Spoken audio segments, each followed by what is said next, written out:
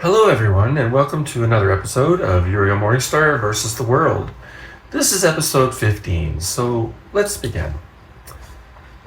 Today I will explore a thoroughly detailed list of every secret society throughout human history, which would encompass tens of thousands of groups, and this is because nearly every ancient tribe, medieval guild, and contemporary political movement has employed secret factions. However, the intensive chronological directory that I am presenting today will compile every significant historical verified secret society, esoteric brotherhood, and elite shadow network from the beginning of recorded history up to the year 2026 of today. Secret societies originated as secret religious cults that protected spiritual truths, transitioned into militant and revolutionary factions vying for power, and have now transformed into exclusive financial networks and decentralized digital cryptocurrencies. So now let's talk about the ancient world and classic antiquity from 2000 BCE up until 500 CE in our historical timeline today. So first up is the Priesthood of Amun. During the New Kingdom era of 1570 to around 1069 BCE, the priest of Amun-Ra transformed from a religious group into a vast, tax-exempt corporate entity that ultimately divided Egypt and governed the southern region as a theocracy. Number one, there were the Guardians of Knowledge. The priest operated from the Per-Ankh, or House of Life, safeguarding the three forms of divine magic that rendered them essential to society. There was astronomy. They monitored celestial movements to establish the calendar and focus the annual flooding of the Nile, which the general populace regarded as miraculous. They had medicine back then. They possessed advanced knowledge in surgery, anatomy, and pharmaceuticals, shrouding it in secret rituals that led the public to depend on the temple for their healing. And then they also had theology.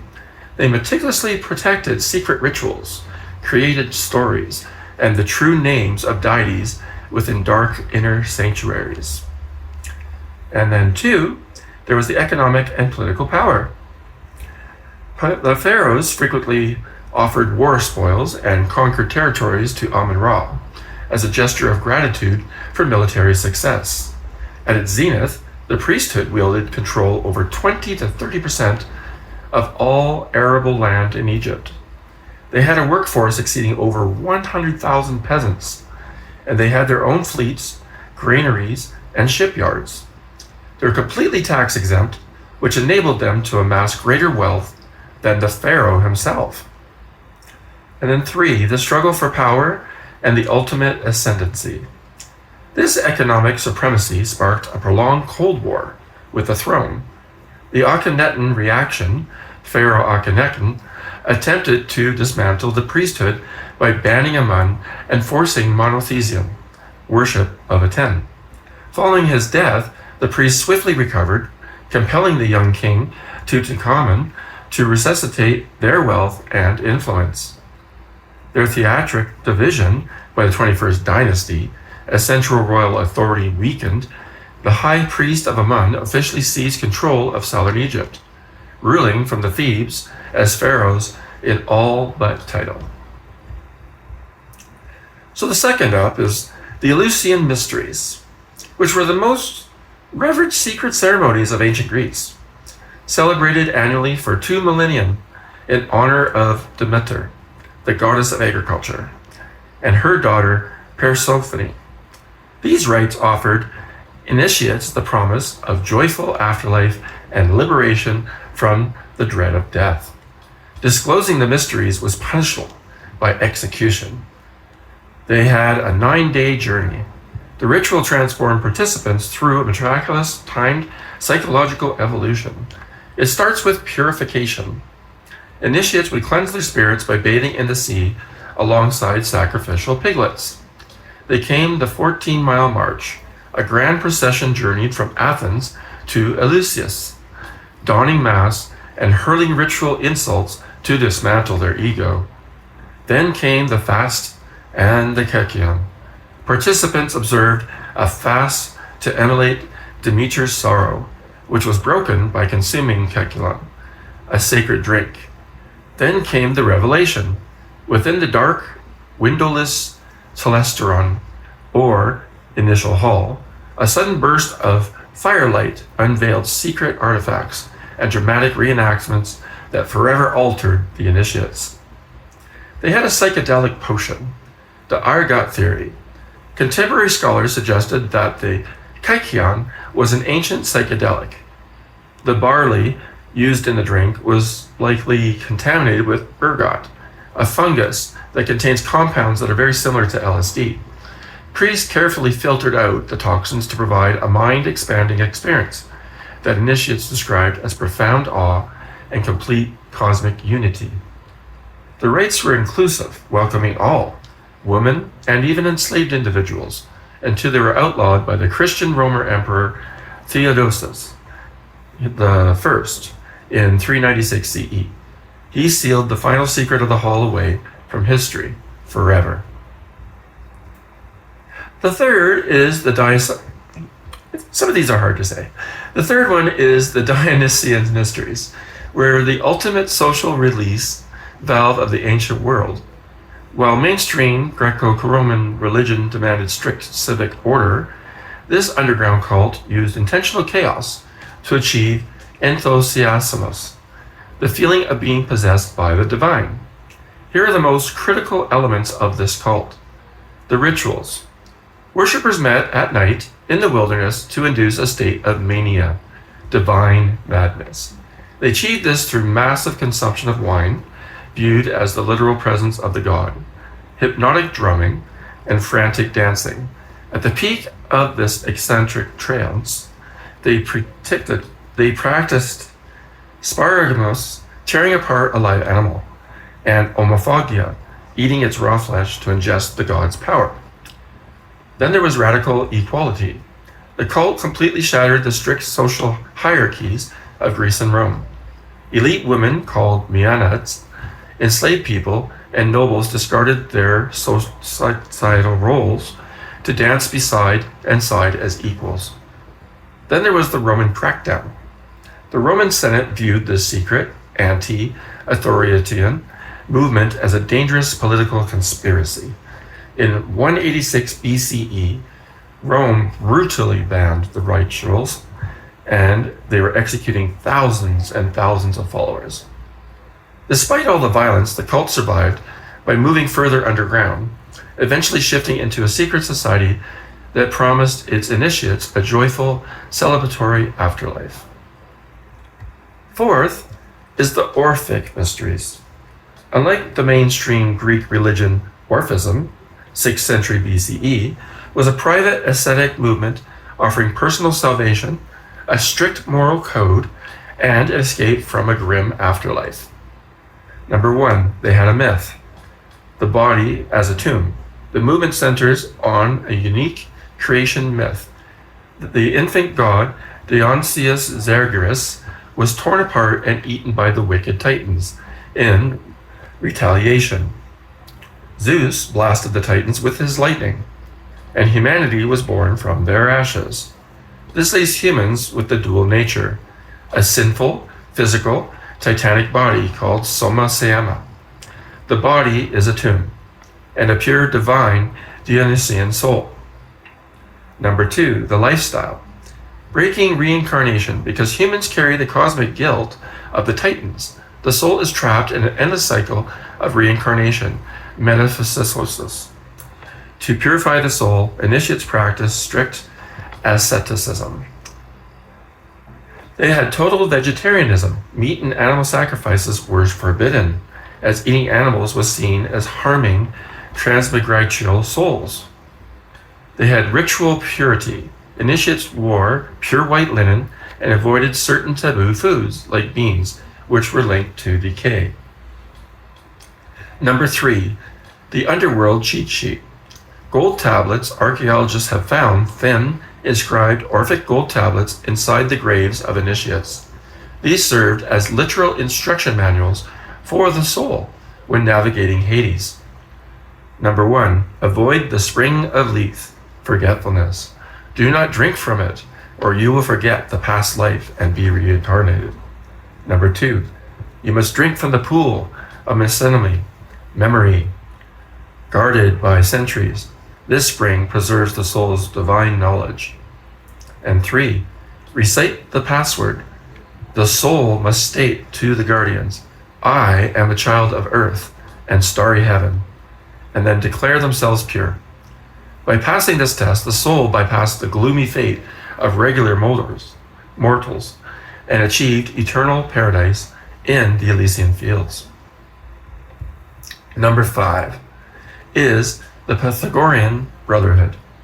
Number 1. The Brotherhood and the 5-year silence, founded around 530 BCE in Crotone, Italy, by Pythagoras, this mathematical mystery cult operated in absolute secrecy and a strict 2-tiered hierarchy. The Akosomatikaoi, which was the listeners, new initiates who had to observe absolute silence for 5 years, listening to Pythagoras' lectures from behind a curtain without ever seeing him. And then there was the Mathematikoi, the learners, advanced members allowed behind the curtain, and they surrounded all worldly possessions and lived communally to study advanced mathematics and mysticism. Then, too, there was the cult rules and the reincarnation. The group followed strict, bizarre taboos tied to spiritual purity and the metempsychosis, the reincarnation of souls into humans or even animals. They were strict vegetarianism. Eating meat was seen as equivalent to cannibalism. And the fava bean ban, their most famous rule. The fava beans were completely forbidden, hypothesized to be due to their resemblance to embryos and the gates of Hades, or dangerous Mediterranean fatalism. Legend says that Pythagoras chose capture over crossing a bean field. Number 3, the math music universe. To the Pythagoreans, numbers were the literal building blocks of reality. The Tetractys, their most sacred symbol, a triangle made of 10 dots. 1 dot, then 2 dots, then 3 dots, then 4 dots, equals 10 dots, representing the source, duality, space, and the elements of the cosmos. They swore oaths by it. Then there was musical ratios. Pythagoras discovered that pleasing musical intervals reflect precise mathematical ratios: 2 to 1 octave, a 3 to 2 fifth, and a 4 to 3 fourth. Music of the spheres. They believed moving celestial bodies, plants, stars, hum continuous based on their distance and speed, creating a cosmic symphony that humans could not hear, simply because we've been exposed to it since birth and have no silence to contrast it against. Number 4, the heresy and the downfall. The drowning of Hippolytus, the Brotherhood believed that universe could only be expressed in whole numbers. When member Hippolytus used the Pythagorean theorem, a squared plus b squared equals c squared, on a 1 times 1 right triangle, he discovered the hypotenuse was an irrational number, the square root of 2. For leaking this imperfect truth, the cult reportedly drowned him at sea. The violent end. The cult gained immense political control over local Italian aristocracies, resentful of their secretive, illustrious rule. A reject citizen named Cylon led a democratic uprising around 510 BCE. They burned the Pythagoreans' meeting houses to the ground and scattered the survivors. And then there's the legacy. Despite their violent end, their belief that the mathematic rules the universe inspired astronomer Johannes Kepler 2,000 years later to use Pythagorean intervals to calculate the laws of planetary motion. And then there's the 6th, and it is the essences. They were an eccentric, apocalyptic Jewish sect active from the 2nd century BCE to the 1st century CE, while the Pharisees and the Sadducees viewed for power in Jerusalem. The Essenes withdrew in protest against the corrupt priesthood to live communally in the Judean desert at Qumran. And they had core characteristics. They had radical asceticism. Members surrendered all personal property to a shared treasurer, practiced strict daily ritual immersion, called mikvot, followed a 3-year probation period for initiates, and the core desert community was largely celibate. Apocalyptic mindset. They viewed themselves as the sons of light, locked in a cosmic battle against the sons of darkness, which is everyone else.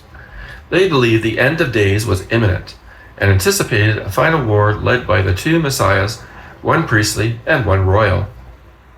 And they had a hidden library. In 68 CE, fleeing the Roman army, they hid their sacred texts in nearby caves. Discovered in 1947, these, the Dead Sea Scrolls, contain the oldest surviving biblical manuscripts, apocryphal texts like Enoch, and their own highly guarded sectarian rules. So, the historical impact, they preserved the earliest text of the Hebrew Bible, pushing back manuscript history by 1,000 years. And they have a Christian parallel where they shared striking similarities with early Christian communal property baptism, latent dark imagery, and John the Baptist was very likely influenced by these people. So the seventh is the core of Mithraism. Flourished between the 1st and 4th century CE, Mithraism was an all-male secretive Roman mystery cult, highly popular among soldiers, aristocrats, and merchants, because it led behind no sacred texts. Its history is reconstructed entirely from archaeological remains. So 1, the Mithraeum, the sacred cave. Congregations met in a Mithraeum, a windowless, rectangular underground chamber or basement built to mimic a cosmic cave.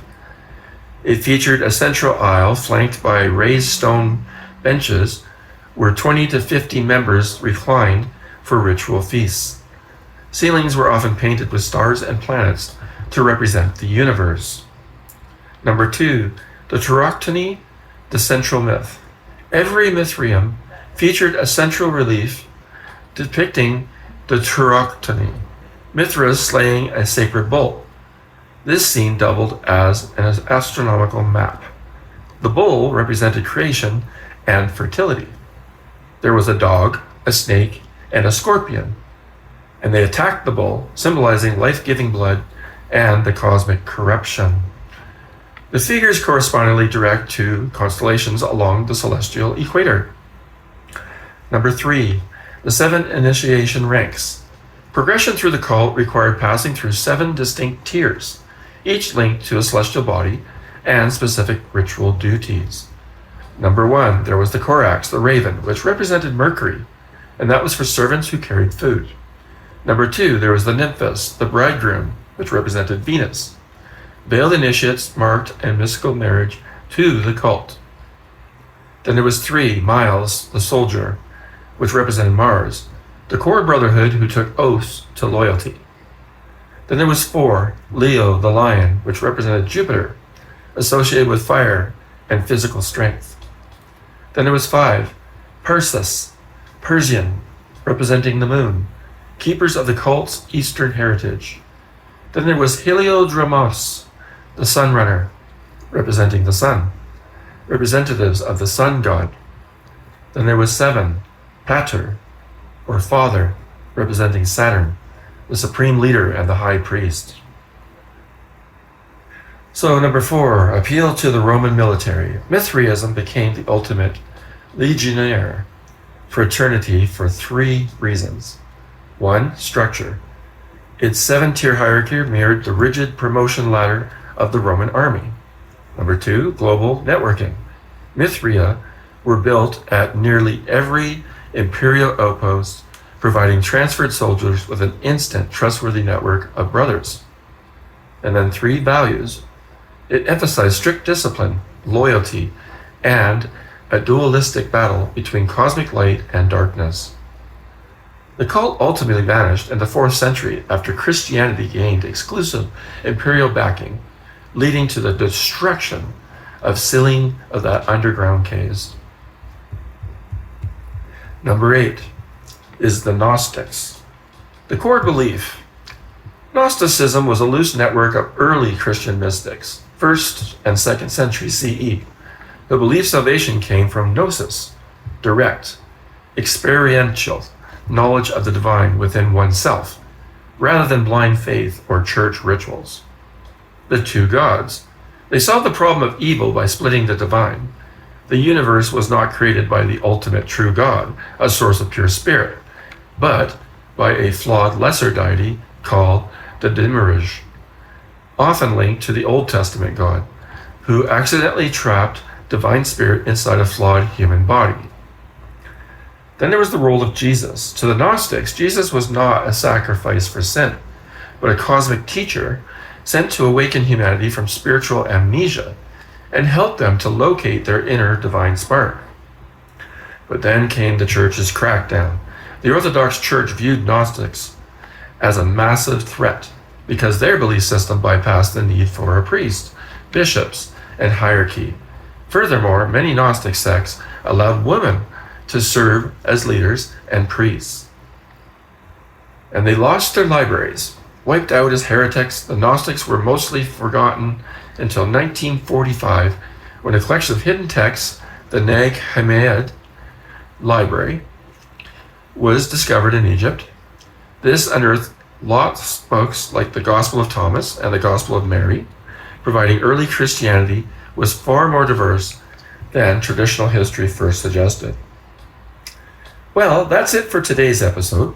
Join me next time on Uriel Morningstar versus the World, where I will be continuing with more things about secret societies of the medieval period. So I'll see you all soon. Goodbye for now.